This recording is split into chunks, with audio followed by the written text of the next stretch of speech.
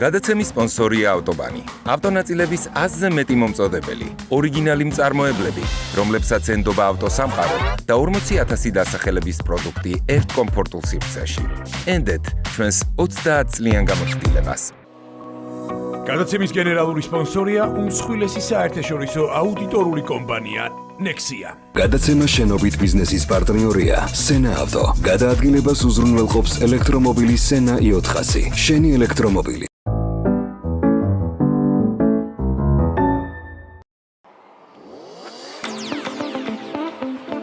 მოგესალმებით, ქალბატონებო და ბატონებო, მოვედით ჩვენი შენობით ბიზნეს მობილით Sena i400-ით ავტობანში. ჩვენი მასპინძელი არის ავტობანი და დღეს გვყავს ძალიან საინტერესო სტუმარი.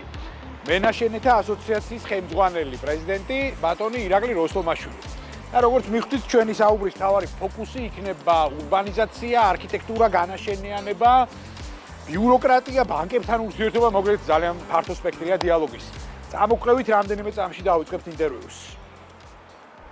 მოგესალმებით, ქალბატონებო და ბატონებო, ვიწყებთ ყოველკვირეული სატელევიზიო ბიზნეს ჟურნალის შენობით ბიზნესთან, მორიგი ძალიან საინტერესო ეპიზოდის ჩაწერას. და დიდი მადლობა ჩვენ მასპინძელს ავტობანის სივრცეში ვექნება მორიგი ეპიზოდის გადაღება და დღევანდელი ჩვენი გადაცემის სტუმარი ბატონი ირაკლი როსტომაშვილია. ირაკლი, მოგესალმებით, ძალიან დიდი მადლობა რომ გამონახეთ დრო და იღებ მონაწილეობას ჩვენს გადაცემაში. ნუ, ეხლა პრინციპში მაყურებელი უკვე მიხვდა, რომ ჩვენი ძირითადი საუბრის ფოკუსი ძირითადად იქნება აგებული მშენებლობაზე, დეველოპმენტზე, არქიტექტურაზე და ყველაფერზე, რაც ამ შემთხვევაში ქალაქ გეგმარებას, განაშენიანებას, აი ამ ძალიან მნიშვნელოვან საკითხებს უკავშირდება. თუმცა ამავდროულად გვექნება შესაძლებლობა, რომ მათ შორის მიღმა თემებზეც ვისაუბროთ. თუმცა უპირველეს ყოვლისა, დიდი ხანია არ გვინახავს ერთმანეთი, როგორ ხარ და როგორ არის საქმეები უპირველეს ყოვლისა. ირაკლი როსტომაშვილი განათლება საქართველოს პოლიტექნიკური ინსტიტუტის არქიტექტურის ფაკულტეტი. საქმიანობა წამყვანი არქიტექტორი. თბილისის მთაწმინდა ქრწანისის რაიონის გამგებელი. თბილისის მთავარი არქიტექტორი. სახელმწიფო უზრუნველყოფის სამსახურის უფროსი. 2005 წლიდან დღემდე არის კომპანია არსის დამფუძნებელი და მმართველი პარტნიორი. მადლობთ. უკეთ შეიძლებოდა რომ ყოფილიყო ნამდვილად. ბევრად უკეთ. ბევრად უკეთ, აი რა გვიშლის ხელს იმაში, სექტორალურად დავსვავ მაშინ უკვე ამ კითხვას, რა გვიშლის ხელს იმაში, რომ სიტუაცია სექტორის კუთხით იყოს უკეთესაც. ამ შემთხვევაში, ანუ ხელი შემშლელი არის ბიუროკრატია, ხელი შემშლელი არის არასწორი დაგეგმარება, ხელი შემშლელია ქაოტური განაშენიანება, თუ აი რეალურად რაზე გავაკეთოთ ფოკუსი. თუ ყველაფერი ერთად. მე ხა იმდენი კითხვა დამისვე ხა ერთად და მაგის არევა ერთმანეთში. საერთოდ ჩვენი სექტორი, დეველოპერული სექტორი მე ვერ წარმოვიდგენია საერთოდ რამე სხვა მიმართულების, სხვა სახის ბიზნესი, რომელიც ცალკე განყენებულად არის და თქვათ არ არის დამოკიდებული საერთო ქვეყნის საერთო მდგომარეობაზე, დაწყებული მოსახლეობის შეაძლებლობაზე და რავი დამთავრებული პოლიტიკურ მდგომარეობაზე. ეს ყველაფერი თავიდან ბოლომდე აისახება ბიზნესზე. და აი მაგალითად ჩვენ ბიზნესზე ძალიან მნიშვნელოვნად აისახება გარე ფაქტორები. რაღაც ბიზნესი, ნუ ყველა ბიზნეს თავისი რაღაც სპეციფიკა ყოველთვის. მაგრამ ესე განყენებულად რომ რაღაცა იყოს, აი რომ ვითარდებოდეს და მარტო ცალკე ეგრე არ მეგულება ეგეთი ბიზნესი. ჩვენთვის როგორ გითხრავა? ყველაზე ესეთი სწორი იქნება რომ უკეთ, ბევრად უკეთ შეიძლება რომ ყოფილიყო იყოს. სიტუაცია თვითონ ფონური ბიზნესის მდგომარეობა. კი ბატონო. მოდი მაშინ აი ბიზნესის მდგომარეობაზე ვიბსჯელოთ რეალურად და მერე ჩავახსოვთ ეს სექტორალური საკითხები. ეხლა ბიზნესმა გაიარა ბოლო 10 წლეულების განმავლობაში საქართველოში აი ძალიან ესეთი მნიშვნელოვანი ევოლუციაც განიცადა, ხო? 4 ფორმაციის მთავრობას, ჯამში მე საუბარი მაქვს ზვიადიდან მოყოლებული, შევარდნაძე, მერე უკვე ნაციონალური მოძრაობა, დღეს უკვე ქართული ოცნება, ანუ რეალურად ქართული ბიზნესი გამოიბრძმედა, როგორც იტყვიან, სხვადასხვა, ესე ვთქვათ, გამოწვევების კუთხით, პრობლემების კუთხით, პოზიტიური ელემენტების კუთხით, რაც კი გქონია, ხო, ამ ბოლო 10 წლეულების განმავლობაში. აი დღეს შენი აზრით, აი ბიზნესი განვითარების რა ეტაპზე არის? აი ქართული ბიზნესი, თვითონ ბიზნეს კულტურა მომწიფდა? ცოტა ისეთი აი წარმოვიდგინე სანდრო ჩვენ ბიზნესი ჩვენი კომპანია ჩამოვაყალიბეთ, დარეგისტრირდა, თორემ მანამდე თქვათ, მანამდე კოოპერატივი იყო, შეპესეთ რომ ჩამოყალიბდა, ჩვენ ვიყავით ნომერი პირველი საქართველოში, რომ მივიტანეთ. მაშინ ორჯონიკიძის რაიონი იყო 1999 წლის 18 თებერვალს. კი ბატონო. აი მაშინ დავარეგისტრირეთ ჩვენი კომპანია. მაგ წელს დავიბადე მე. კი ბატონო. და წარმოიდგინე რა. კი ბატონო. ოღონდ მაგ პერიოდში იყო საბჭოთა კავშირი. აი იქ იყო მაშინ დაუშვეს რაღაც, ესე იგი 1999 წელი. და აი მაგის მერე ჩვენ თქვათ მუშაობთ საბჭოთა კავშირი, მერე გვალი მაგი და მერე რაღაცა სახელმწიფო გადატრიალება, მერე ერთი ხელისუფლება, მეორე ხელისუფლება, მესამე ხელისუფლება. ოღონდ ამ პერიოდში აი წარმოიდგინეთ თქვათ ჩვენ ქონდა ჩვენი ბიზნესი იცი შენ ხო? ჩვენ დავიწყეთ პირველებმა სხვადასხვის ეს ხდებოდა ხილიანზე, ბინათმშენებლობა. მაშინ ეს დეველოპმენტ ეგეთ სიტყვები არ იყო. ბინათმშენებლობა დავიწყეთ და ესე იგი ძალიან აი როგორ ჩემ თვალწინ როგორ შეიცვალა თვითონ დამოკიდებულება ბინებთან, ბინის სტრუქტურასთან, აი როგორი ბინები უნდა, კიდე ცალკე შეიძლება გადაცემის თემა იყოს. მაგრამ აი წარმოიდგინე დავიწყეთ ხელშეკრულება დაიდო საბჭოთა მანეთებზე და დავამთავრეთ თქვათ რაღაცა კომპლექსის მშენებლობა ლარებით და შუალედში რუსული რუბლები და დოლარები და კუპონები და ნუ აი ძალიან რთული იყო ამეების თვითონ გადაანგარიშება რა კურსით, იმიტომ რომ აი თქვენ რა სასამართლო პროცესები გქონია, როცა თქვათ ადამიანმა შემოიტანა კუპონი და აი ეგეთ ტექსტი იყო, ეხლა შენ თაობას ეგ არ ემახსოვრება, მაგრამ ტექსტი იყო რომ აი ამ კურსით მომაკ. მოიტანა, თქვათ, კუპონს რომ შემოიტანდი და თქვათ იმ პერიოდში რო იყო $1000 შესაბამისი, 3 დღეში ხდებოდა $100. კი ბატონო. და ხა ჩვენი პრობლემა მაგ შემთხვევაში იყო, უნდა დაგვე საქონლებინა, ხო? რაღაც თან წარმოება გაჭერებული, არაფერი არ იმაშვებოდა. არაფერი არ წარმოებოდა, გაჩიანში და რაღაცებში ვეძებდით იქ რაღაც ბეტონის ძველ კარხანაში დამზადებული თქვათ რაღაცა ფუნდამენტის ბლოკებს. და ეს ნივა მყავდა იმაში ტომრებით ქონდა ჩალაგებული კუპონებს დავაყრობდით წაიზმით კუპონი იმის დათვლა ყოფილა შემთხვევა რომ დილით რო ჩაგვიტანია ეს კუპონების ტომარა აი ეს აღმონდა იქ უნდა დათვალო იქ ხო მაშინის ჩოტკით და იმით აი ეგეთი პერიოდები გვაქვს გავლილი და რა უნდა გაგაკვირვოს დღეს შენ ცხოვრებაში ხო და რა ზოგადად ქართული ბიზნესი აუ ეგ არის უბედურება რომ კიდე მაკვირვებენ რა აი რა გაგკვირვოს მაგალითად მოდით თამამად აი ღია საუბარია ძალიან ეხა მე ბევრი ისეთი რაღაცები მაკვირვებს აი მაგალითად აი ბევრი საკანონმდებლო რაღაცები მოდი პირდაპირ გეტყვი ხა ჩემი ერთ-ერთი ძალიან მნიშვნელოვანი მიმართულება ჩვენ კომპანიაში ეხლა გადავწყვიტეთ რომ დავიწყოთ ძველ თბილისში აი თუ თქვათ შენ ხა ვიცი აკვირდები ამას ჩვენ დაახლოებით 25 წლის წინ საუბრობდით რომ შევეშვა თბილისის ცენტრ შევესვათ თქვათ რაღაცა იმების არსებულ განაშენებულ ტერიტორიებზე თქვათ რაღაცა ჩარევას რაღაცა ეხლა ეს ისეთ რამეს საუბრობ რაც თითქმის ყველა ტელევიზიას არქივში გააქვს ჩემი მიერ ნასაუბრები ჩვენ ვებრძოდით და ყოველთვის წინააღმდეგე ვიყავით ეგრეთ წოდებული კოეფიციენტების მომატება მიმატების და რაღაცეების იმიტომ რომ კოეფიციენტი აბსოლუტურად სხვა რამეა და იმის კომისიურად მომატება და დაკლება, ნუ ენით აუწერელი რამე არის, არ შეიძლება რა. და თქვათ აი და საუბრობდით პირდაპირ აი ამ ტერმინებით რომ ბრაუნფილდებზე დავიწყოთ მშენებლობა, ბრაუნფილდების თბილისში. დღესაც არის დაახლოებით 800 ჰექტარი ძველი საბჭოთა დროინდელი წარმოებები. ეს ტერიტორიები, რომელიც და თან მაშინ როგორ იყო, ეს წარმოებები შენდებოდა და უბრალოდ დიდ წარმოებების გარშემო საერთოდ რაიონები და უბნები შენდებოდა. თავისი სოციალური ინფრასტრუქტურით, თავისი ტრანსპორტით, თავისი კომუნიკაციებით, სკვერებით და ასე შემდეგ.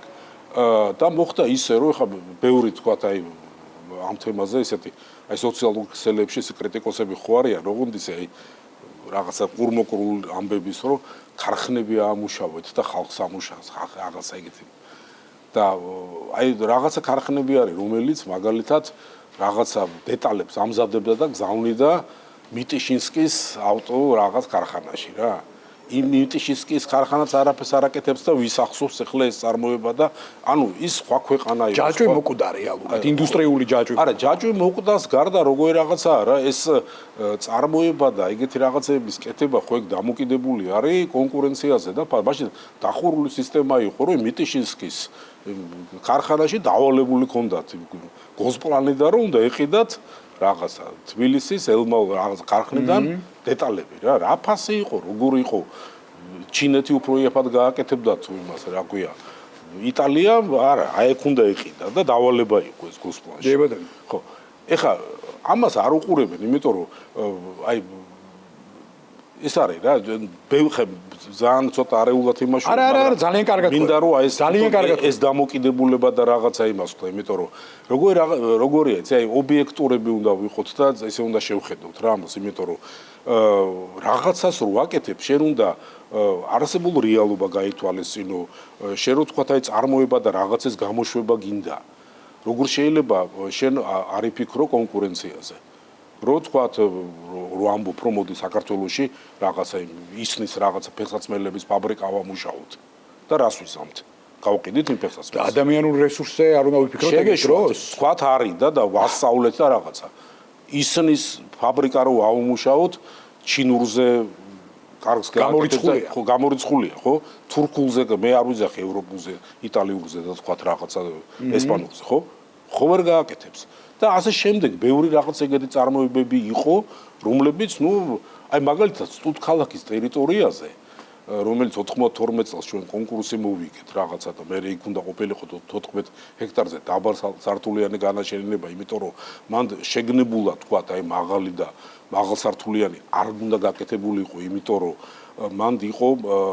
ეგ ასე თქვა ქალაქისთვის არის აპენდიციტი მან და არის ურბანული ტრანსპორტი მეტრო ვერ კეთდება და რეალურად ეხლა რაღაცა ისეთი საქმიანი ცენტრის იმას იღებს რომელიც აბსოლუტურად არასწორი არის აი ეს გინდა აქციის თაუერები და რაღაცები რომ აშენდა ეგ მაგის ადგილი არ არის იმიტომ რომ თბილისის რუკას რო დახედო თბილისის რუკას ეგ არის აპენდიციტი თბილისის ისეთი ცენტრი სადაც აი მაღალ ინტენსივობა შეიძლება გაკეთდეს ეს არის რკინიგზის ვაგზელის მიმდებარე ტერიტორია თქვა აი ეგ ზონა გეოგრაფიული ცენტრი რა გეოგრაფიულზე არ არის ურბანული ცენტრი არის სადაც არის ჰაბი სატრანსპორტო მეტროს ორი თქვა ხაზი მოდის რკინიგზა შემოდის რომელიც თქვა იგივე ხა არ მინდა ეს აქეთ-იქით ვიხტუნავ მაგრამ სანამ საგარეუბნო ტრანსპორტს არ განავითარებთ ქალაქს არაფერი არ ეშველება ხა ცალსახად მოდი ეგს დააფიქსირე და მოდი ნახოთ თუ აი თუ ეშველება ეგ უნდა გაკეთდეს ასე შემდეგ ირაკლი რატომ მივედით აი ამ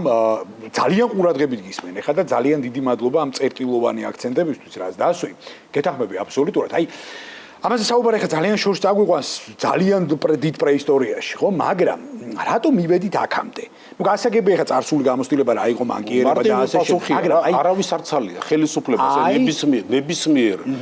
ნებისმიერ დროს ნუ ხა ისეთი ქვეყანაა რომ გააქვს ურთიერთობა ხა ყველა პერიოდში რაღაცა მაღალ არცალიაში რა გულისხმობ მაგრამ პრიორიტეტი არ არის ეს მიმართულება არა პრიორიტეტი არ არის აი ყველას განწყობა როგორია რომ აი რო ესაუბრები ხა გვარებს არ გეტყვით აი ძალიან ვეუბნები რომ მოდი რა ეს მისახედია რა ეს გავაკეთო და მაინც ახლა არჩევნებია ჩავატაროთ და მე ცოტა მომაგრდებით და მე ყველა ხელისუფლება ეგეთი პოზიცია აქვს რომ აიც რა დროს ეგ არის და ეგ დაახლოებით როგორი რაღაცაა სანდრო იცი აი წარმოვიდგინეთ თქვა არის ოჯახი რა დედა მამა ორი შვილი და გეგმა აქვს რომ ააშენონ რაღაც სახლი და მთელი თქვა ამათი რესურსი ყველაფერი მიდის იმ სახლისთვის მაგრამ ბავშვის სკოლაში ხო ატარებენ აი ხო არ იტყვიან რომ მოდი რაიცა რა ჯერ სახლი ავაშენოთ და მე სკოლაში მე მიიყვან და სახლს რო ააშენებენ ეს ბავშვი იქნება არა 7 წელს არამედ 17 წელს მე ხო არ მიიყვან სკოლაში ანუ აი ეგ პერიოდები გავაცდით ჩვენ ბევრი რაღაცეები გავაცდით რა აი რაღაცაზე რო ეუბნები მაგალითად როცა საუბრობდი იმაზე ოღონდ აი რა კარგია ეს არქივები რო არსებობს და რაღაც აი უდიდესი შეცდომა მაგალითად დაშვებული იყო როცა პრივატიზაცია კეთდებოდა და ნუ აი წარმოიდგინე რა ადამიანი იღებდა ბინის პრივატიზაცია კეთდებოდა ოღონდ ნულოვანი პასუხისგებლობით განწყობით იმითი რომ ის თქვათ აი ტექსტი როგორი ახლოვე მოსახლეობის ხა მე იცი შე რო თქვა რა 5 წელი გამგებლად ვიმუშავე და 98 და 2003 თუმცა ისეთ პერიოდში რა ყველაზე თქვა აი რო პირველი ნატურები რო აინთო თბილისში თქვა აი ეგ პერიოდი 90-იანი წლების ბოლოს რა ხო და განწყობა ამ მოსახლეობის როგორი იყო რომ აი თუ ეხლაც რაღაც ხდება დავრეკეთ გამგეობაში დავრეკეთ მერიაში არავინ ყურადღება არ მოგვაქცია უნდა ლაპარაკეთ თავის სახლზე ხო ეგრე ხო არ ეგა რეალობა რა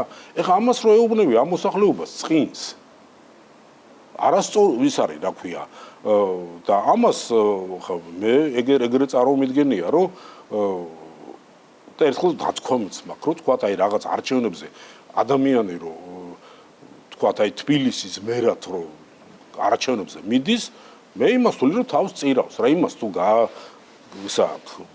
გააზრებული ყველაფერის თავს წირავს ის იმან უნდა დაკარგოს მეგობრები, ახლობლები, ყველა და გადადოს თავი საერთოდ რა. იმიტომ რომ აბსოლუტურად აი გეტყვი მაგალითს გეტყვი რომ მაგალითად რა ბიუჯეტი იყო 98 წელს და იქ დაცული მუხლები და რაღაცა ნუ და თქვათ არის დაწერილი რომ რომელიღაცა აბუ თბილისის რაღაც ქუჩაზე სახურავია გასაკეთებელი. და როგორც იქ რა გამოგლიჯავ ფულს რაღაცასთან თელი ხო ეს 15 ოჯახი ხო ადგას თავზე იქ როგორ კეთდება და ყველა იმაზე. მან როგორ არის და ეგრეც უნდა იყოს მაგას არავის არ ვამტყუნებ რა. აი 100 სახლიდან თქვათ რომ ერთი საშუალება რო გაქვს და იმას გააკეთებ გამოგლიჯავ ბიუჯეტს რაღაცას ის ერთი მადლობას კი არ გეუბნება 99 გაგინებს რომ იმათ რატო არ გაუკეთე რა ძალიან რთული არის რა ხა ვისაც ეგ არ უნახია და ვისაც ეგეთი რაღაცეები არ იმას გაული ხო აი იგივე თქვათ აი მთავარ არქიტექტურათაც ვიმუშავე და გეტყვი ეგეთ რაღაცას რა საზოგადოება აკრიტიკებს და რაღაცა რომელიც სხვადასხვა ეგეც არ არის მთავარ არქიტექტორის ფუნქცია შეთანხმება ეგ საერთოდ მაგის ფუნქცია არ არის მაგრამ იმაზე მსჯელობენ მთავარ არქიტექტურზე რა შენობები შეითანხმა აი იმათმა ხო არ იციან რა არ შეითანხმა აი მაგით უნდა იმსჯელონ აი ვისთვისა უარი ნათქვამი რა ზეწოლისთვის რა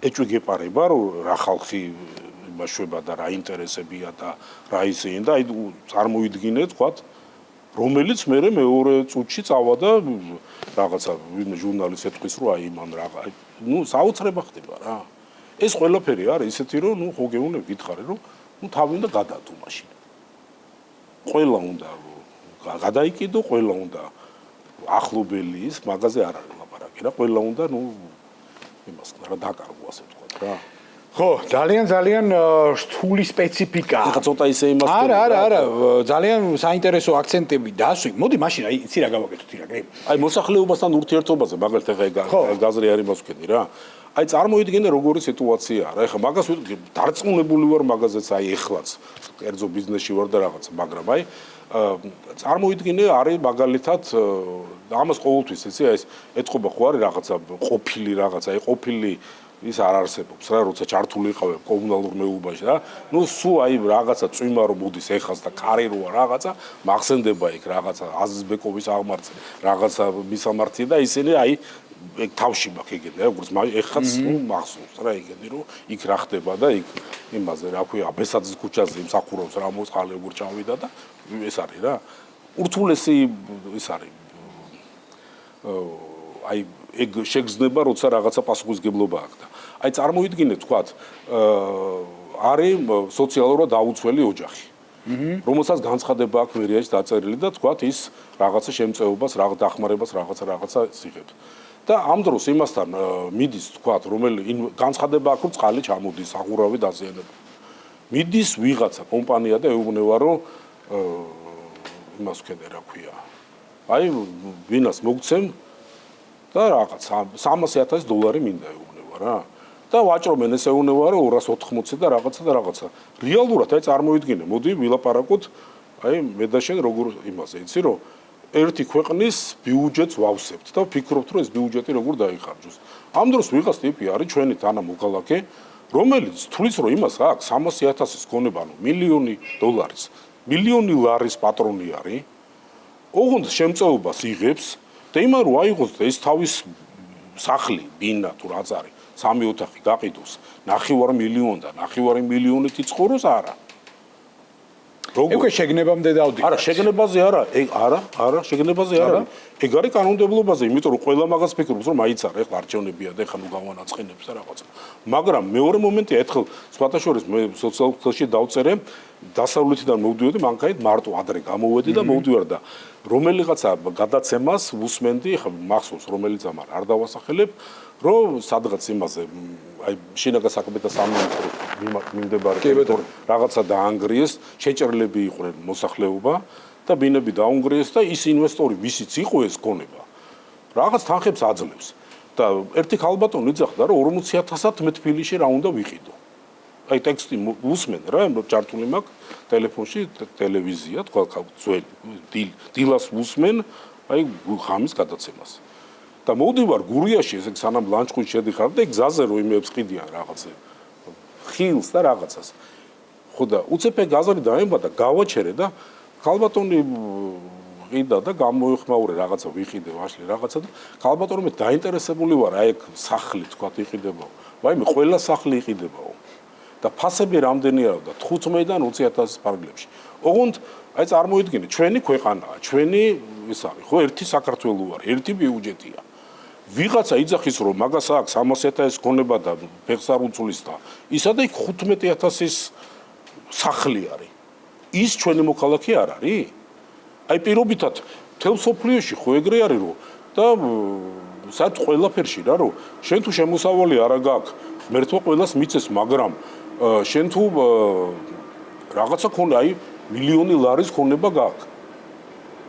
ეხლა იმას სოლოლაკში უიყიდი თუ არა გაქვს საშუალება და რაღაცა და რო ყიდი, გაყიდე და იყიდე სხვა უბანში, სხვა რეგიონში.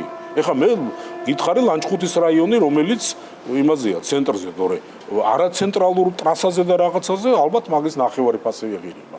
ხო? დეცენტრალიზაცია არ ვიცით, არ უყურებთ ინკლუზიურად არ უყურებთ ჩვენი ქვეყნის ეკონომიკის განვითარებას. ხო და მე დარწმუნებული ვარ, რომ ეს თქვა ამის სპეციალისტებიც არიან, მაგრამ არაპოპულარულია. აი ამის თქმა ვერავინ ვერ გაბედავს. ვერავინ ვერ იტყვის მაგას, რომ ეს არის. ვერავინ ვერ გაბედავს, რომ იმ მოსახლეობას უთხრას, რომ ლიფტები არის თქვენი. ჩვენ შეიძლება თქვა სახელმწიფომ თანად დაფინანსებით რაღაცა მოგეხმაროთ, რაღაცა გააკეთოს რა. აი რატო უნდა მე მაგალითად ბიუჯეტში ფულს რო ვიხდი და ჩემ კომპანიას ძალიან დიდი გადასახადი გვაქვს გადახდილი ბიუჯეტში. კი ბატონო. აი რატო უნდა გავაკეთო თქვა რომელიღაცა სადღაცა უბანში ლიფტი, რატო უნდა ჩემი ფული. ისე რასაც ამბობ ამასაც დარწმუნებული ვარ ძალიან ისეთი არაერთგვაროვანი შეფასებები მოყვება. გამოსავალი სად არის ირაკლი? სამართლიან საბაზრო ეკონომიკაში რა. ვინ აწესებს ამას, ხალხი თუ მთავრობა? ორივე. მაგრამ არც ერთი რო თმობს და არც მეორე ამ შემთხვევაში რა არის გამოსავალი. ანუ ჩვენ გვჭირდება შენი აზრი? აი მოდი გეტყვი რა. აი გვჭირდება, აი მოდი ასე ვთქვი, აი შენ თქვი რომ გეთახმები სადღაც კი არა არის მაგაში და არა მითხარი რაში არა მეთახმება შენ ეგ მითხარი. არა, უყურე შენ ახსენე რომ სადღაცოდა ეს არ მეთახმები. აი უყურე გეტყვი. შენ ახსენე რომ აი ვინც ხდება დედაქალაქის მერი, მას აქვს თავი გადადებული, ხო? უნდა კონდეს. ის შესაბამისად ძალაუნებურად რაღაცებს ვერ რისკავს, იმიტომ რომ ვერ უპირისპირდება საზოგადოების მენტალობას, ხო? მაგრამ ამავდროულად ჩვენ გვჭირდება თუ არა ადამიანი, მოდი ასე ვთქვათ, აი რაში გეთახმები, რაში არ გეთახმები, აი გავყო პარიტეტს ზუსტად რა. მე მაინტერესებს გვჭირდება თუ არა ადამიანი ან ადამიანთა ჯგუფი, რომელიც დინების საწინააღმდეგოდ წავა რეალურად და არაპოპულარულ ინიციატივებს გამოიტანს წინარე პლანზე, თუნდაც იყოს ეს რაღაცა არაირჩევენ იმას რა. აირჩევენ იმას, ვინც ეთქვის ხალი უფასო, დენი უფასო, რაღაც აი იმას აირჩევენ პოლიტიკისკენ. არა, პოლიტიკის გამოსავალი სად არის? იმას აირჩევენ რა. აი ხლა რომ გავიდეს თქვა, რასაც მე ვსაუბრობ, რომ ლიფტები ძმაო თქვენი გასაკეთებელია რა უთხრა. სახურები თქვენი სახლი და თქვენ უნდა გაარემონტოთ. შეიძლება ძველუბნებში მაგალითად მე ცალსახად გონია რომ პასუხისგებლობა არის მუნიციპალიტეტის საინჟინრო კომუნიკაციები, ამის გაკეთება და კარგი საკანონმდებლო ბაზა. სწორი საკანონმდებლო ბაზა, იმიტომ რომ აი არის შემთხვევები, როცა თუ გინდა მე იცი, აი ცალკე მე შენ მოგიყვები და რაღაცა მიმართულებას ვაკეთებთ ერთი ტერიტორიად ძველ უბანში ვიყიდეთ. და იმაზე აი გვინდა გავაკეთოთ, აი როგორც კარგი იქნება, როგორც ისტორიულ ზონა შეეფერება იმ მასშტაბის, იმ ზომის და აი ამაზე რა თავგადასავალში ვიქნებით, აი ეგ თუ გინდა გავაშვით. დიდი სიამოვნებით. გადაცემის სპონსორია ავტობანი. ავტონაწილების 100-ზე მეტი მომწოდებელი, ორიგინალი მწარმოებლები, რომლებსაც ენდობა ავტოსამყარო და 40,000 დასახელების პროდუქტი ერთ კომფორტულ სივრცეში. ენდეთ ჩვენს 30 წლიან გამოცდილებას. გადაცემის გენერალური სპონსორია უმსხვილესი საერთაშორისო აუდიტორული კომპანია Nexia. გადაცემა შენობით ბიზნესის პარტნიორია Sena Auto. გადაადგილებას უზრუნველყოფს ელექტრომობილი Sena i400. შენი ელექტრომობილი. გადაცემის სპონსორია ავტობანი.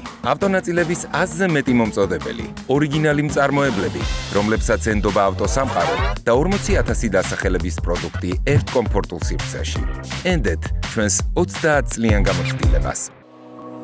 გადაცემის გენერალური სპონსორია უმსხვილესი საერთაშორისო აუდიტორული კომპანია Nexia. გადაცემა შენობით ბიზნესის პარტნიორია Sena Auto. გადაადგილებას უზრუნველყოფს ელექტრომობილი Sena i400. შენი ელექტრომობილი. აი ის ნაწილი მინდა რომ ამოვწუროთ, ანუ ეგ ფანტასტიკური აზრია. არა, მეგეუნები მაგალითად გამოსავალი, აი მაშინ იგივე წრეზე წავალთ. არა, იგი ხო და მაგას ვამბობ რა, ანუ აი ეგ უნდა საზოგადოება და რაღაცა იმას ქნას რა. საზოგადოება უნდა მიხვდეს, რომ ნუ გამოსავალი სხვა არ არის. აი, მოდი მარტივად გეტყვი.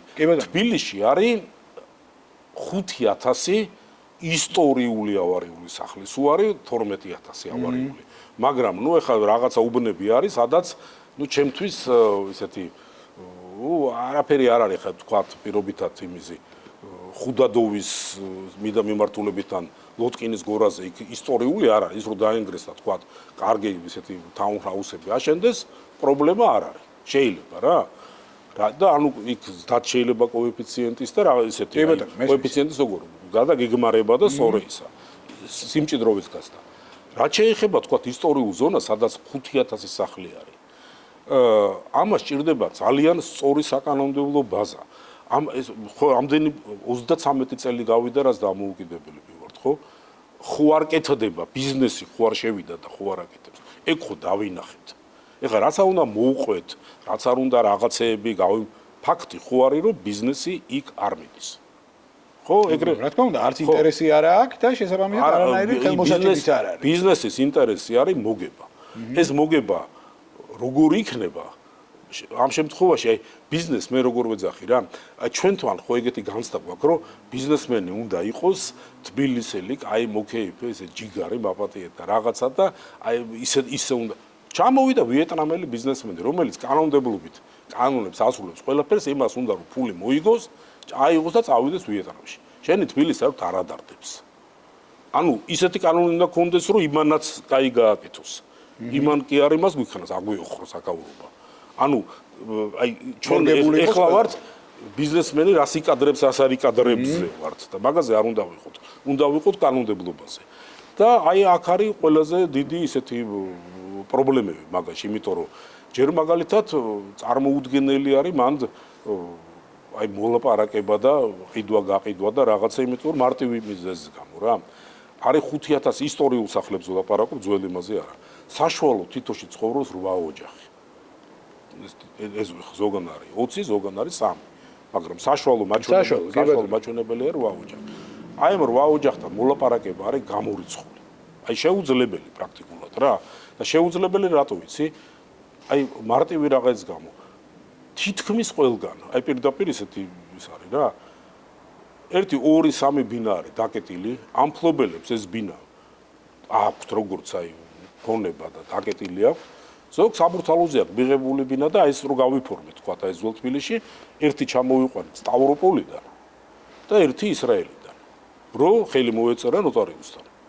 ანუ და იმათი დამოკიდებულება როგორია, ესე ჯეკპოტის მოხსნა უნდათ. აი ვიღაცები მეზობლები იქ რო ცხოვრობენ გაჭირვებაში და თავზე რო ენგრევათ და რაღაცა სანამ ყველა არ მოილაპარაკებს და სანამ ყველა ხელს არ მოაწერს, ვერ ხდება ეს გაფორმება.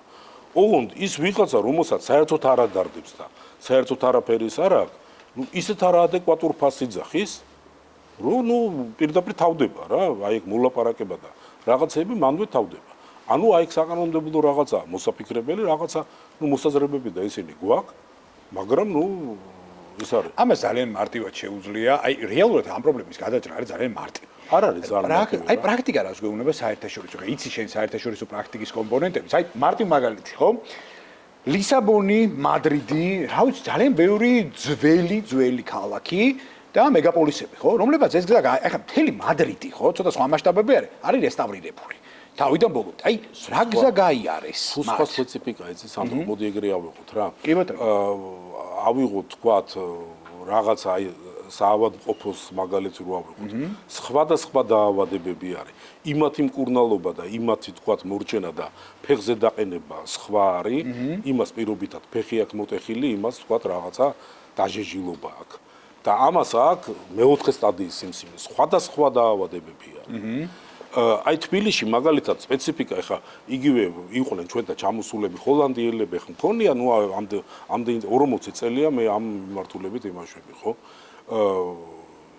ესე იგი ჰოლანდიელები, გერმანელები, იტალიელები, ჩეხები, ყველა შვეიცარიაში მე თვითონ იქ სხვა ისა აქვს რა აი წარმოიდგინე აქ სპეციფიკა როგორია აი სოლოლაკი ისა რა ქვია ჩუღურეთი მარანცოვი თქვა აი ეგზონები რა სადაც ვერის ნაწილი ეგენი აშენებული არის ძირითადად წინა საუკუნის დასაწყისში უпроსორეთ მე-19 საუკუნის მეორე ნახევრიდან აი მე-20 საუკუნის მეორე ნახევრამდე მაგ პერიოდში და მან რა მოხდა ახლა სპეციფიკა როგორი იყო აი სოლოლაკში მაგალითად ჩუღურეთი რო ავიღოთ ის სახლები იყო ერთი ოჯახის ის აშენებული იყო ვიღაცა თქვათ სარაჯიშვილის ან ვიღაცა ეგეთი ცნობილი რაღაცა იმის და სადაც ცხოვრობდა ერთი ოჯახი ანუ სპეციფიკა დაგეგმარება ეზო ყველაფერი იყო ერთი ოჯახის 24 წლის მერე ის აი ეს ხალხი ვინც იქ ცხოვრობდა ან გადაასახლეს კარგ შემთხვევაში და ცუდ შემთხვევაში დაახვერტეს და ჩამოასახლეს აი ეს ოჯახები რეგიონებიდან და ისინი ამ სახლში რო დასახლდნენ აი დაიწყეს ნუ თავის საოჯახო ნუ თავის დემოგრაფიაზე მორგება რა სადღაცა დაასხეს ბეტონი და ტუალეტი გააკეთეს იქ საჯინებო სადაც გონდა იმ ოჯახს იქ ოჯახი დასახლდა იქ აივანი გააკეთეს იქ აი უამრავი თითქმის 100% თქვა აი ძველ ისტორიულ სახლებში არის კედლები გამონგრეული ესე იგი სამაგურის სისქე 72 სანტიმეტრის სისქის კედლები გამონგრეულია და კარადები გაფართოვებული იყვნენ ანუ სხვანაირი ისა აქვს მაგას პრობლემები სხვანაირი მერე მოხდა ისე რომ თქვათ რაღაცა პერიოდში მან შეიყვანეს წყალი, რაღაცა პერიოდში შეიყვანეს კანალიზაცია, რაღაც პერიოდში შეიყვანეს გაზი. და ეს ყველაფერი აირია იმასთან და სახლები მივიღეთ ნუ ისეთ მდგომარეობაშია რომ ვერ წარმოვიდგინე. თვითონ აი იმითი რა როგორც სხეული ამ შენობის. მაგრამ ეხლა მთავარი მინდა გითხრა რა. აი ამ არსებული კანონმდებლობის მიხედვით ჩვენ რო თქვათ გარემონტდა აი რაც რაღაც პროგრამები და მერიას და ეს რო აქვს წელიწადში კეთდება ერთი სახლი. საშუალოდ რო ვიანგარიშოთ, ამ თქვათ რამდენი კეთდება, რომ გამაგრდა და იმასთან რა, რომ უკვე ესეთი არის. ეს რას ნიშნავს რა? 5000 სახლს რამდენი წელი მოუნდა? 5000. ხო. ეს 5000 ხო ისე 5000 წელი რამდენია? ეხლა ცოტა გაგეცინებოთ რა. წარღვნა აი ნოე და ნოეს კიდობანი იყო 4500 წლის წინ. აი წარმოვიდგინე ხა ნოეს დროს რო დაიწყო ამის კეთება, კიდე 500 წელი იქით უნდა აკეთო. აი ეგეთ მასშტაბზეა ლაპარაკი. ეხლა ვიღაცა მეუბნეოდა ისა რა ქვია ერთი სახლი კი არა 10 კეთდება. აი 100 კეთდებოდეს, მაშინ უნდა ისა ხო 50 წელი. 100 თუ 10 თუ კეთდება 500 წელი. ანუ სანამ ბიზნესი არ შევა და სანამ კერძო ფული მანდ არ შევა, ეგ არ ეშველება. ბიზნესს რამ უნდა გაუჩინოს ინტერესი, ოღონდ ჯერ ერთი საკითხი გამოურიცხოთ. აქ ჩემი აზრით ძალიან მარტივად შეიძლება გადაიჭრას პრობლემა ელემენტარულად უძრავი ქონების ფასების და მიხედვით. ყავს ძალიან ბევრი კვლევითი ორგანიზაცია, დაწყებული კუშმანით, დამთავრებული, რა ვიცი, კოლიერსით და ძალიან მარტივად, როდესაც ჩვენ სხვადასხვა სასოფლო-სამეურნეო მიწა იქნება თუ საინვესტიციო ობიექტი იქნება, ამათ კვლევებზე დაყრდნობით ვადგენთ მე შესაბამის ღირებულებას. შესაბამისად, სახელმწიფო მათთან კოლაბორაციით, ან ინდივიდუალური კოლაბორაციით უნდა განსაზღვროს სატარიფო ზღვარი, ძირი და ჭერი, რის ზემოდაც არ უნდა წავიდეს პირობითად ბენეფიციარი, ხო, იმიტომ რომ მე მახსოვს ეგ кейსი. ახლა არ შეიძლება, აღარაა საბაზრო ეკონომიკა. აღარ არის, მაგრამ შენ უახლოვებ ამითი რეალურ ტარიფებს და ვერ აძლევს საშუალებას არა ბატონო, არა, ნუ ახლა თუ გვინდა ჩვენ რომ გავაკეთოთ საბაზრო ეკონომიკა, საბაზრო ეკონომიკის თავი და თავი არის მიწის ღირებულება. მაშინ $300,000 უნდა მივცეთ საშუალება რომ არ უნდა, არა, თუ იყიდის და ვიღაცას უღიეს არ იყიდიან რა. ამ შემთხვევაში არის როგორი რაღაცა რა. რო არის 5,000 სახლი, ეგ არის საბაზრო ეკონომიკა რა. ბატონო, მაგრამ არ მიდიხარ და გვერდზე მიხვალ რა. რას ლაპარაკობ ახლა ნორმალურ სიტუაციაში, აი დაახლოებით, აი ბაზარია რა. როგორც მაგალითად რაღაც ალუბალი იყიდება ბაზარში. ერთი კაცი რო ყიდის და 100 მყიდველი რო არის, რა ფასას უნდა იმას იტყვის. 100 კაცი ყიდის და ერთი მყიდველია. ეხლა რეალურად ბევრად ნაკლების ის არის. ოღონდ სწორე იმითი გარემოთი და სწორად როგორ უნდა დავადგინოთ სატარიფო პოლიტიკა. რატო უნდა დავადგინოთ სატარიფო? რის სატარიფო? მივდივართ პრობლემაში და ჩიხში. იმიტომ რომ რეალურად ბიზნესი ხო ვიცით ძალიან კარგად რომ ბიზნესი რეალურად $300,000 პირობითად ვიძახი. აი იმ кейსს მივყვები რა, რაც ახსენე, ხო? ანუ ბიზნესი $300,000 არ გადაიხდის. არ გადაიხდის. და შესაბამისად ანუ ბიზნესს რა არჩევანს უტოვებთ ამ ნაწილში. არაფერს არ გააკეთებს რა. და აინგრევს. მაგიტომაც არ აკეთებს მე. ჩვენი მიზანი არის რომ რეცეპტი ვიპოვოთ ახლა. არა, რეცეპტი მაგას ვამბობ რა, მაგის საშუალებები არის ძალიან ბევრი რა. რომელზეც მე ვმუშაობ და ამას ახლა ზეპირად ლაპარაკიდე რაღაც არ მინდა, მე ყველაფერს აი ამას გავაკეთებ. აი მაგალითად მე გეტყვი რომ ერთ-ერთი ის არის რომ აი ეგ არის ისეთი თავგადასავალი დაუსრულებელი რომ ეს თქვა ობიექტი ჩვენ გადმოვიფორმეთ 4 თებერვალს. კი ბატონო. წელს. 4 თებერვლიდან მანამდე რა მოლაპარაკება და რაღაცა, ანუ ეს რას ნიშნავს, რომ აი წამზომი ჩაერთო, როცა მოხდა ტრანზაქცია, თქვა თანხა გადავიხეთ. აი წარმოვიდგინე ბანკის ესხია რა. დღეს არის 22 აპრილი, თუ რაც არის რა. ეხლა შენ წარმოვიდგინე, აი ეს პერიოდი 2 თვე ნახევარი ჩვენ აი ეს ვიმაშვებით, იქ მივწერეთ, დემონტაჟი რაღაც დანგრეული ძველი რაღაცეები რაც არის. იმის დემონტაჟის ნებართვაზე იქ რაღაც იმის თანხმობა, ამის თანხმობა, იქ რაღაცა, იქ საჩივარი შემოსული, იქ რაღაცა და აი ამდენი ხანი იწელება. ეს ხო ჩემ ჯიბეზე ხო მოქმედებს. რა თქმა უნდა. აი სესხიმა გაღებული და ნუ აი ვერაფერს ვერ ვაკეთებ. ეგ ერთი იმაზე, მეორე კიდე ჩემთვის ყველაზე მნიშვნელოვანი არის მშენებლისთვის ერთ-ერთი გადამწყვეტი ფაქტორი არის ისეთი რა მით უმეტეს ეგეთ ზონაში და რაღაცა პერიოდი თქვა ზაფხულის პერიოდი ბევრად უფრო ხელსაყრელი სამშენებლო ის არის ხო დრო გინდა დღის ხანგრძლივობით გინდა ტრანსპორტის ისტორიულ ზონაში წარმოიდგინე ახლა ბეტონმზიდები და თქვა იმისი არმატურის და იმისი რა საშენი მასალების მიღება და ტრანსპორტირება ხო ანუ რაღაცა თქვა აი ჩემი გათვლები და რაღაცა არის რომ მაქსიმალურად ივლისის მეორე ნახევრიდან აგვისტოს პერიოდში მინდა რომ მოვასწრო სართულშუა გადახურვების ჩასხმა და ძალიან ისეთ რაღაცების ხვები რა მაგრამ ნუ ვერ მოვასწრებ ნამდვილად ვიცი ვერ მოვასწრებ რა ბევრი საკითხი არის ერთმანეთთან კომპლექსურ თანაკვეთაში ბიუროკრატია მაინც მენტალობა ნებისმიერ შემთხვევაში საკანონმდებლო ბაზისების და ნორმატივების მოუქნელობა და ალბათ მათ შორის აი ბიზნესთანაც კომუნიკაციის ნაკლებობა.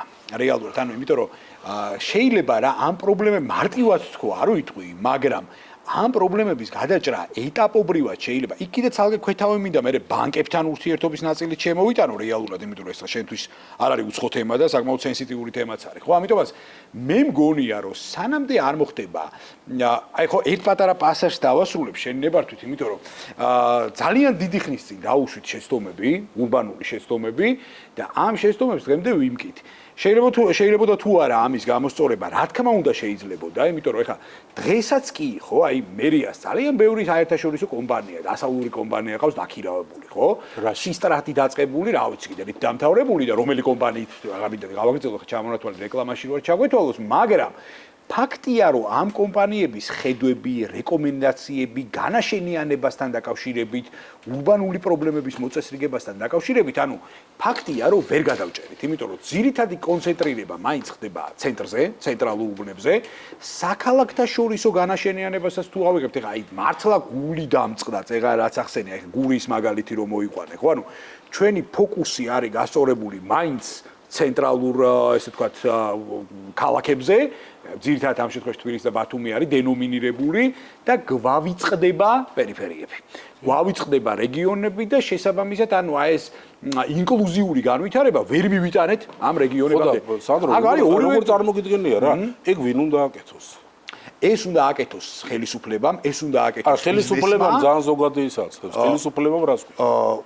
თავრობამ ამ შემთხვევაში თავრობაზე მაქვს მე საუბარი. ანუ ხელისუფლებამ უნდა აიღოს და სპეციალისტები რაღაცა იმითი რაღაც რეკომენდაციები უნდა გაითვალისწინოს და სპეციალისტები აი როგორც თქვა ურბანულ საკითხებში და რაღაც კოეფიციენტებში ერევიან. ეგრე ერევიან თქვა თვალის ოპერაციაში? რა თქმა უნდა არა. ხო, იმიტომ რომ იქ ის მოდი მაშინ ასე დავსვავ კითხვას.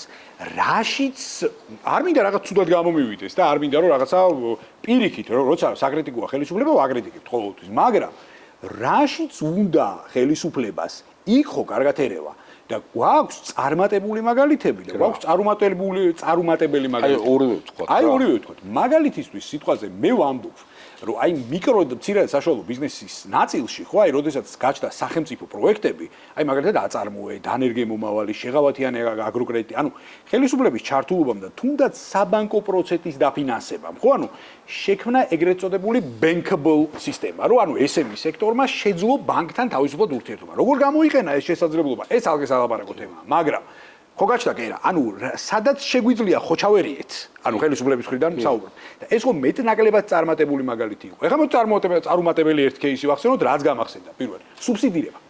სუბსიდირება ჩემი აზრით დღეს რაში სუბსიდირება? ღვინის სუბსიდირებაზე მაქვს საუბარი და არა მარტო ღვინის, იმიტომ რომ ჩვენ აგროსექტორის და არა მარტო აგროსექტორის. არა, იმიტომ რომ დეველოპერების სუბსიდირება ძალიან მაგრა შედეგი გამოიღო. გამოიღო, მით უმეტეს.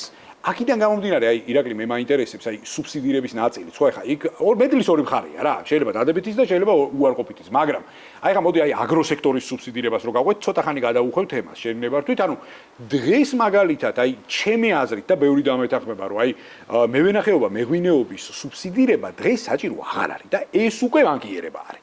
ამიტომაც გვაქვს ორივე მაგალითი, ხო, როგორც დადებითი ნაწილი, როცა ხელისუფლება ერევა და უარყოფითი ნაწილი, როცა ხელისუფლება ერევა. რა არის ჩემი პოზიცია ამ შემთხვევაში ამ ამასთან მიმართებაში, რომ ჩვენ უნდა ვიპოვოთ სადღაც ოქროს შუალედი, იმიტომ რომ ჩვენ გვჭირდება არბიტრი, გამშველებელი გვჭირდება და აქ თუ ვიღაცა ამ შემთხვევაში ხელისუფლებამ არ იკისრა ეს ფუნქციონალი, ხო, ანუ რეალურად ისევე იგივე წრეზე წავალთ. ეს არის ჩემი ძალიან მოკრძალებული აზრი. მე დარწმუნებული ვარ, რომ დიდი ხანი ვივლით ჩვენ ეგეთ წრეებზე. კი ბატონო. მე სხვა იმას ვერ აქ სანამ საზოგადოება ამას არ ჩამოყალიბდება და თქვათ აი ეს გააზრება არ მოხდება. ოღონდ როგორ რაღაცაა რა, ყველა მაგალითად პირობითად აი გურის მოსახლეობა და ზემო იმერეთის მოსახლეობა და ზემო აჭარის და რაღაც თქვა იმის მოსახლეობა აი სანამ ეგეთ საკითხში არ ჩაერევა და არ ეთქვის მოვიქთ ჩვენი ბიუჯეტია და ვიღაცას იმას აძლევდა ისა რა ქვია ეგ ძალიან მნიშვნელოვანია რა ბიუჯეტის ხარჯვა არის აი პოლიტიკის ყველა თავი და თავი არის ბიუჯეტი როგორ დაიხარჯება აი ბიუჯეტს ქვეყანა როგორ ხარჯავს იმის მიხედვით არის ზუსტად შეგიძლია იმჯელო იმის იმაზე რა ხო მაგრამ რეალურად აი გურია ვახსენეთ და ნებისმიერი რეგიონი რო ავიღოთ ეხლა სამწუხაროდ კანონი აქაც დასახვეწია იმიტომ რომ მუნიციპალური ბიუჯეტი მუნიციპალიტეტიდან არ ემართება ის ცენტრალური სივრცე და დედაქალაქიდან იმართება ეგ ხო არის ყველა ერთელ სოფლიოში არის ეგეთი რაღაცა რა ნუ დემოკრატიულ ქვეყნებს ვიძახი რა საუბარი არის არჩევნებზე და ვიღაცეები ხმებს აძლევენ კიდე ამერიკაში სენატორებს რომელიღაცა იმაში თქვა წარმომადგენლობით ნუ რაც არის რა თქვა ადგილებიდან აი თუ თქვათ თბილისის ვინც არჩევნებზე მოდის ვინ თბილისში გადის ის რო ამბობს რომ მე ამ ლიფტებს გაიკეთებს რაღაცას და თითო კაცზე პირობითად გამოიანგარიჭებ რომ ხარჯავს როცა იმას რა ქვია ერთი სახელის გაკეთება ჯდება თქვათ $1,000,000 პირობითად ეს არის ძალიან ზუსტი რიცხვი რო გეუბნები ისტორიულ ზონაში მე გაკეთებას ვიძახი მილიონი ესე იგი დაახლოებით 3 მილიონი ლარი არ ვლაპარაკობ იმათ გაყვანაზე და იმათ ქირებზე მშენებლობა რა მოიდგე დამატებით ხარჯი ხო აბარა თითქმის ერთი მაგდენი და თუ გამოვიყვანთ რომ იქ ცხოვრობს რომ აუჯახით თუ ავიღებთ თბილისის ესე იგი თბილისში ერთი ოჯახი არის დაახლოებით 3 კაცი ეგრე ანგარიშდება თბილისში ანუ იმ ეზოში აი საშუალოდ თბილისურ ეზოში ცხოვრობს 24-25 ადამიანი აი შენ მაგ მილიონს რო გაყოფ რა რიცხვსაც მიიღებ გამოდის გურის 3 ოჯახის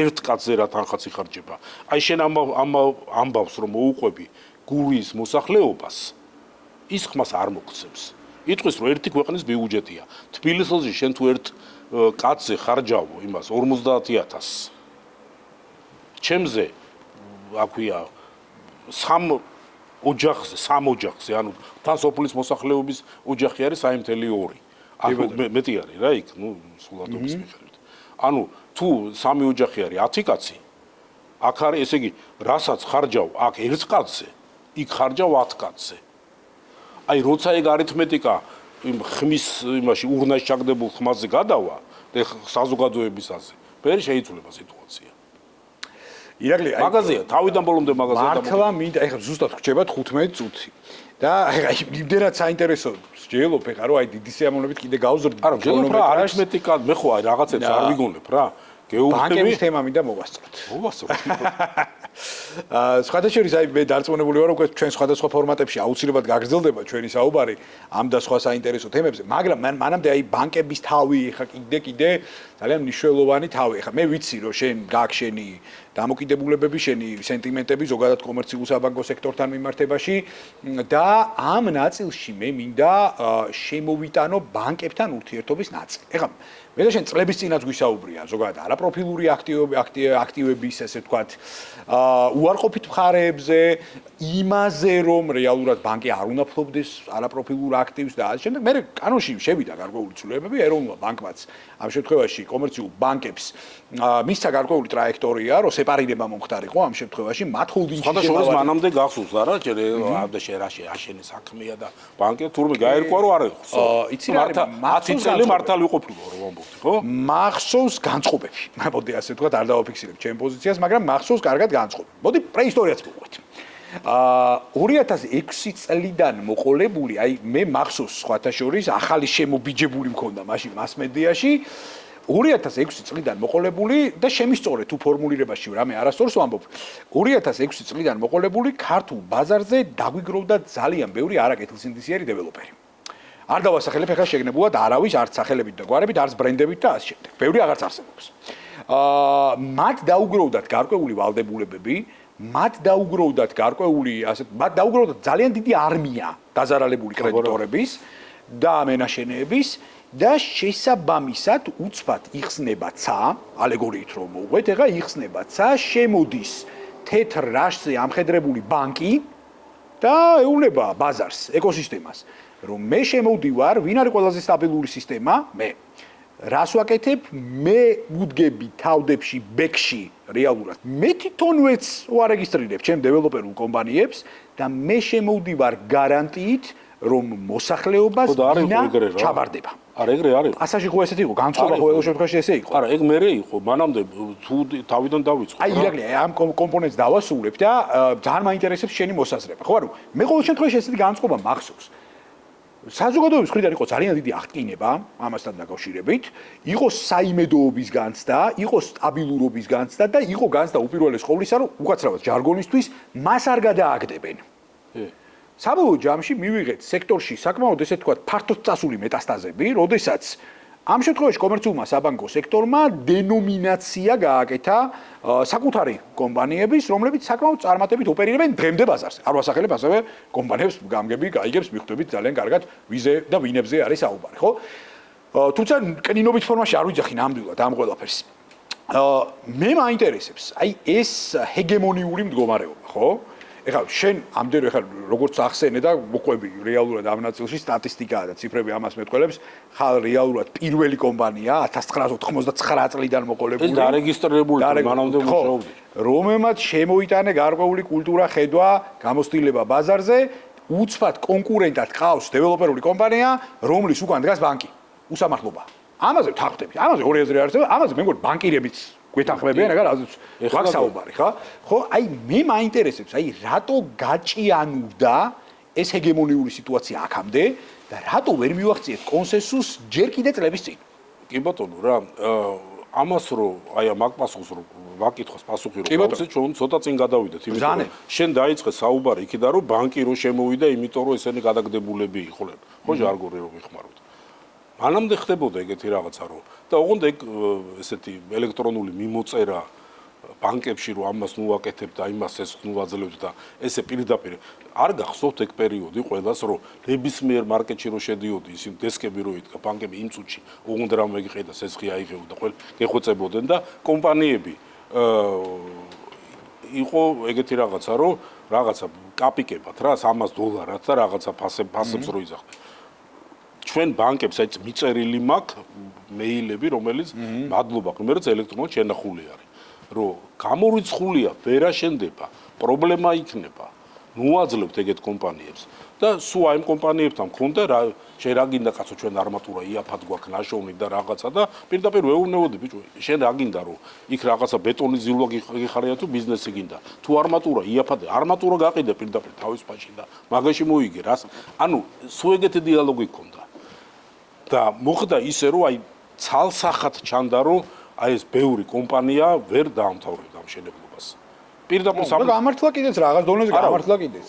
ხო და მაგას ვამბობ რა გამართლა ეს არის დოკუმენტურად შემილია ეს მე სადღერძელოს კი არ ვამბობ. არა. მაგ ეს დოკუმენტები რომ აი ბანკებს წერდით მარტო მე არა. რაღაც დონეზე არ გონია რომ სექტორი მაინც გამოაცოცხლა საბანკო სექტორმა? არა. მან მოხდა ეგეთი რაღაცა რა. საბანკო სექტორმა მშვენივრად იცოდა რომ ესე მოხდებოდა და ის ამ ქონებას დაიუფლებოდა. აი ამ ქონებას დაიუფლებოდა და ეს კომპანიები, იმიტომ რომ აი რო ყოფილიყო ისე რომ კენდისერი დამოკიდებულება ქონოდა კომპანიებს და რეალური ფასი, რეალურ ფასად რაც მშენებლობა ჯდება, რაც თქვათ სწორედ გაკეთებული, ოღონდ აქ ლაპარაკი არ არის რომ იმ მაგის შედეგი იყო რომ სახლები რო არის აშენებული, პირდაპირ ერთი პერიმეტრზე 1 მეტრის ტროტუარი როა გაკეთებული და მორჩა.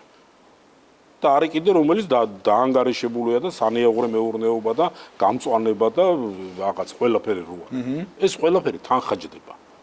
და ეხლა მადლობა ღმერთს მე ესენი შემიძლია ნებისმიერ ოპონენტს აი წავიყვანო და ვანახო. იმიტომ რომ თქვათ სხვა რაღაცა სფეროებიდან განსხვავებით მშენებლობა ისეთია რომ პირდაპირ ვისაც თვალები აქვს ხედავს რა. აი ვანახოთ რა ჯდება, როგორ ჯდება. კი ბატონო. და ეგ ძალიან ადვილად არის რა.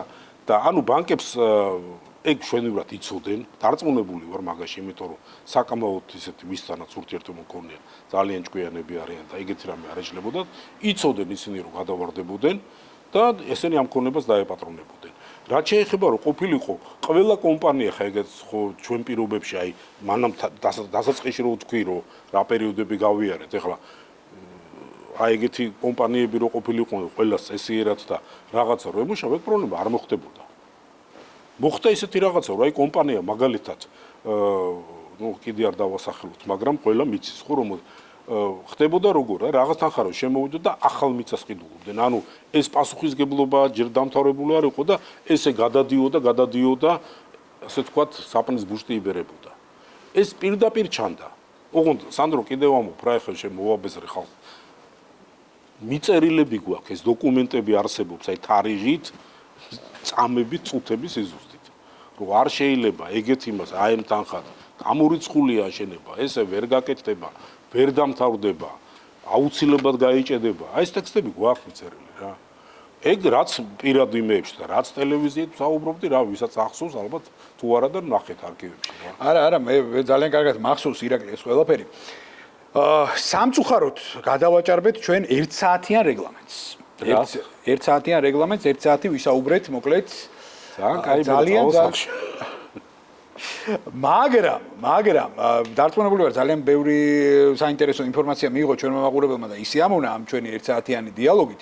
მე დარწმუნებული ვარ ჩვენ სხვადასხვა ფორმატებში კიდევ აუცილებლად შევხვდებით ერთმანეთს. კი ბატონო. მადლობა მინდა გადაგიხადო საინტერესო საუბრისთვის, გისურვო წარმატებები და მომავალ შეხვედრამდე გემშვიდობები. ირაკლი როსტომაშვილი იყო ჩვენთან ერთად, გადაცემა შენობით ბიზნესთან კი მორიგ შაბათამდე, მორიგ ძალიან საინტერესო ეპიზოდამდე გემშვიდობებად. დროებით.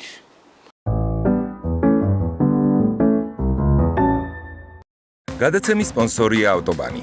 ავტონაწილების 100-ზე მეტი მომწოდებელი, ორიგინალი მწარმოებლები, რომლებსაც ენდობა ავტოსამყარო და 40,000 დასახელების პროდუქტი ერთ კომფორტულ სივრცეში. ენდეთ ჩვენს 30 წლიან გამოცდილებას. გადაცემის გენერალური სპონსორია უმსხვილესი საერთაშორისო აუდიტორული კომპანია Nexia. გადაცემა შენობით ბიზნესის პარტნიორია Sena Auto. გადაადგილებას უზრუნველყოფს ელექტრომობილი Sena i400. შენი ელექტრომობილი